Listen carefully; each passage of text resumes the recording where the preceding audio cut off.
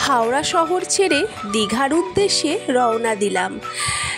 Tamralipta express ধরে দীঘায় আমরা গেলাম। কিন্তু এই যাত্রার অভিজ্ঞতা আমাদের এমন হলো, তোমাদের সাথে শেয়ার না করে থাকতে পারলাম না। সকাল 6:45-এ ট্রেন ছিল। সেই ট্রেন 4 ঘন্টা লেট করলো। 11:15-য় ট্রেন ছাড়লো। এই গরমে বাচ্চাদের নিয়ে অতক্ষণ সময় হাওড়া স্টেশনের ওয়েটিং রুমে বসে রইলাম।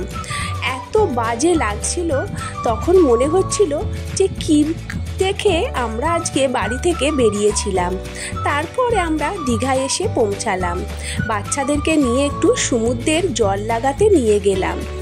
আর এবার পরপর দীঘার ভিডিও আসবে তোমাদের সামনে।